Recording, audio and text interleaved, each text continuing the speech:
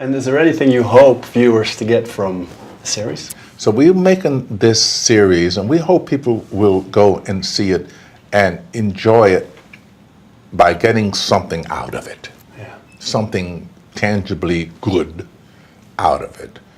What could that possibly be? It could possibly be that there is a broader realization of the sameness of our faiths and our beliefs and our lives, more sameness than there is different. But for her latest project, Belief, she's exploring how we are all connected by our ongoing search for something greater than ourselves. And why do even non-believers find a prayer on their lips from time to time? I want to understand this instinct, which unites us all. And somewhere in the spiritual base, we all align, because all of the religions have this in common: compassion, kindness, and love. And you see that. You know, I think the whole point of the series is to show that there's a big, wide, open space that is the space of all of our hearts if we're willing to let ourselves go there.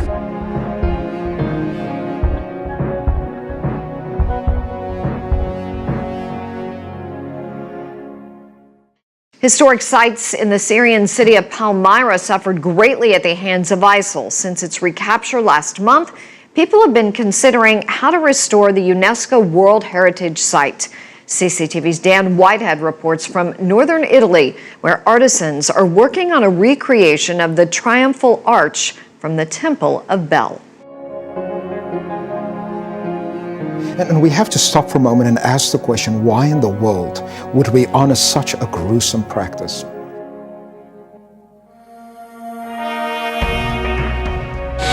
Nestled in Italy's Carrara Mountains, historic ruins are coming back to life. 3D printers carve into Egyptian stone to recreate the 2,000-year-old triumphal arch, nearly destroyed by Islamic State in the Syrian city of Palmyra. Thousands of images of the ruins have been used to create 3D mapping. Later this month, the arch will go on display in London's Trafalgar Square and New York's Times Square. The aim then is for it to travel to Syria itself. So there's an amazing event going on this weekend here in D.C., praying for the healing of our nation. And the event takes place at the Lincoln Memorial on April 9th.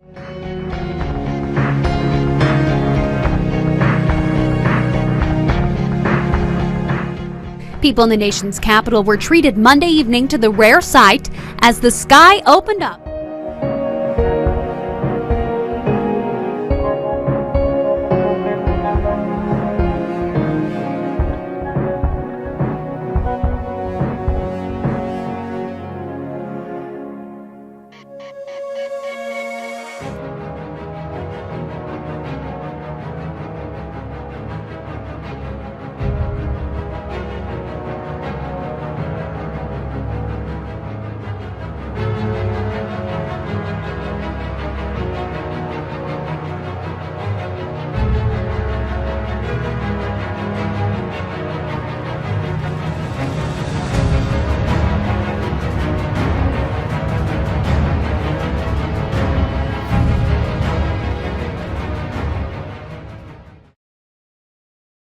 A mystery is unfolding in Shasta County. Hundreds of birds are found dead along Interstate 5. A wildlife biologist says this is highly unusual. It's very odd. Jim Wigan is perplexed. I've studied wildlife my whole life. Never seen this. Never seen this. The wildlife biologist is trying to unlock a mystery. That mystery lies in the form of dozens of dead birds, all gathered within a 200-yard radius in the northbound lanes of I-5, on the side of the road and in the grass just south of the Mountain Gate exit in Shasta County. The majority of them are right in this area. Only one or two across the center divide. On the other side of the road, there's almost nothing. That's another unusual thing. Wigan drives this stretch of road all the time. A graduate of UC Berkeley, he's written numerous stories about birds. I don't see any signs of trauma, disease. They're all in one tight location. As he picks up carcasses he plans to have examined, he wonders what could have done this. They were all hit by a semi and a big group was crossing the roads. These guys look in perfect condition. Where's the busted up, smashed bodies? Where are the cripples around over here? Birds with broken wings can travel for miles. Many articles have been written about the phenomenon, just like this one, all over the country. Starlings are considered a pest. They have been poisoned in the past. Wiegand doesn't believe that's what happened here. These guys would be scattered all over the place. They wouldn't all be right here. If these guys were shot with a gun, they would be going in all different directions. Nor does he believe they were sick. If it was an avian disease, why would all the bodies be in one place? When birds are sick, it takes them a long time to die. This is a sudden event. Whatever happened is a mystery.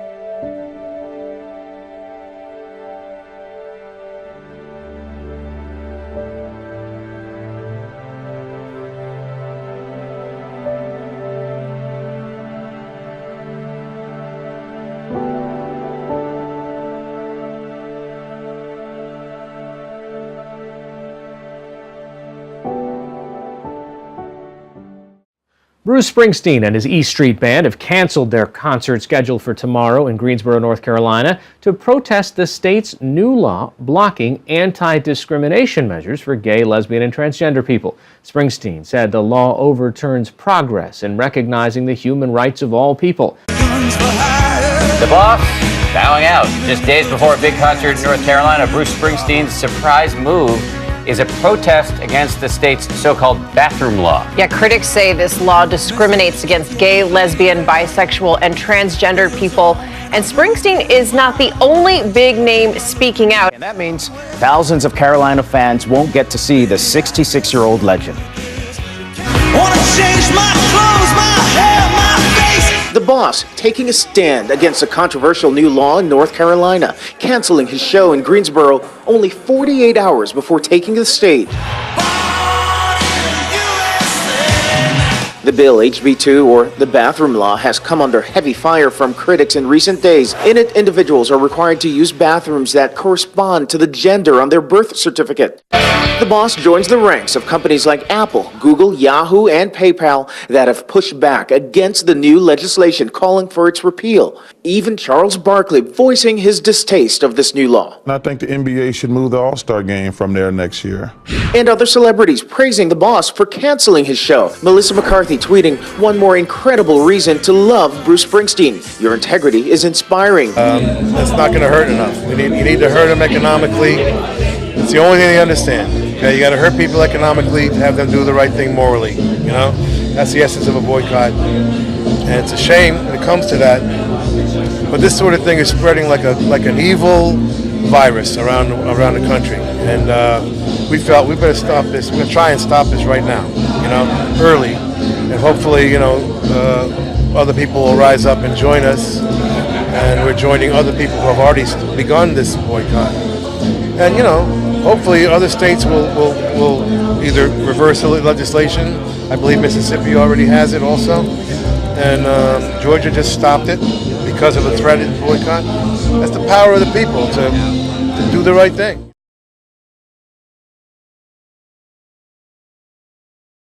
And it's just these complete extremists, these religious extremists who are starting to really cross that line between separation of church and state. And that's one of our most honored and important traditions in this country. That's what makes us America. As far as I'm concerned, it's anti-American, to start being discriminating against people. And I know you always have my back. And it's been just wonderful to work with you. I know when we finished season 2, I was literally crying because I just couldn't stand going through life without all you girls around. You should always love yourself for who you are. The skin that you're in, whether you identify with it and are afraid to tell people, just go for it. Tonight, I'm here to honor someone who, through her words and through her actions, proves that she is a force of nature.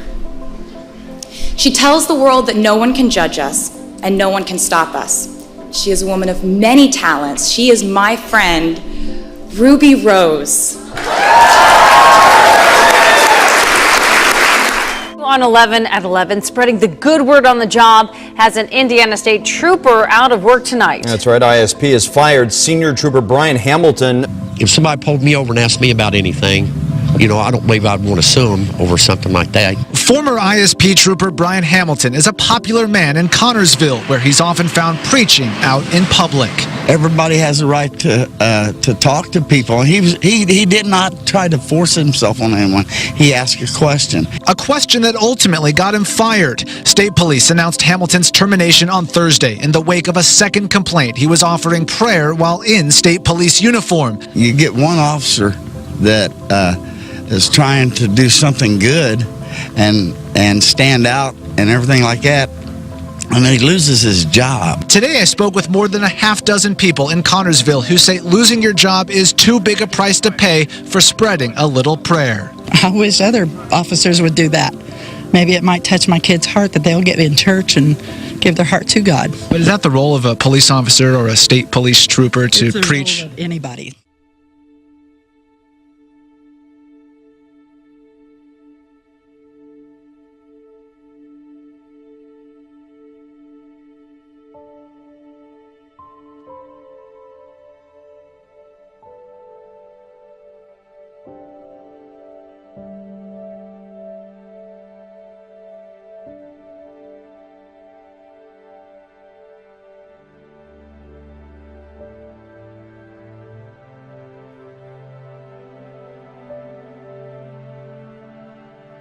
Spending cash may be going out of style.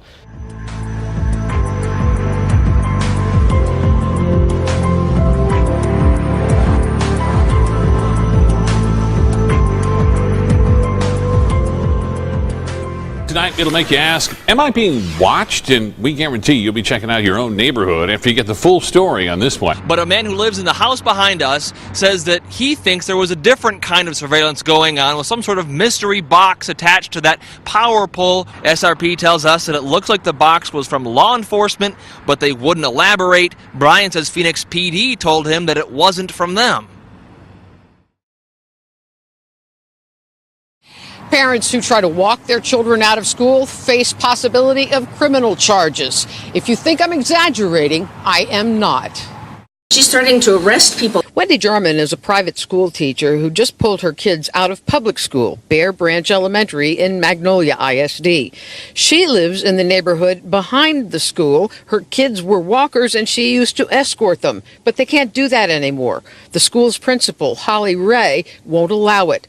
Ray has gotten Montgomery County constables to be her enforcers. This has happened to many parents. They have been cited. They have been threatened if they step 1 foot on school property that they will be arrested and charged with who knows what. In the past 10 minutes, the first Syrian refugees to settle in the United States arrived in Kansas City. Well, the controversial new plan includes bringing 10,000 Syrians escaping civil war to America. But critics say this puts our national security at risk. We need to be clear about the origin of the war on terror.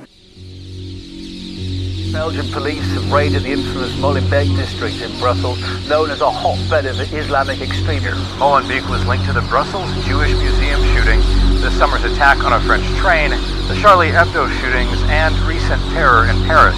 Why is it such a hotbed for recruitment, a hotbed for radicalism and jihadism and extremism? The war on terror is, I quote, orchestrated from abroad. These are the words François Hollande used to describe this terrorist attack. Well, the attacks that have been continuing to destroy Syria, to massacre its population, have also been orchestrated from abroad. And people in Europe need to understand that there is a war that is becoming global, that is being waged against civilian populations in particular. It is a form of neo-imperialism and neo-colonialism which aims to divide and conquer European and Middle Eastern and African and the world's population for that matter, and to make them submit to a global order that does not serve the interests of most of the people on this planet, but that does serve the interests of a very few ruling elite, a very small, tiny, and particularly tyrannical ruling elite. There is no war on terror.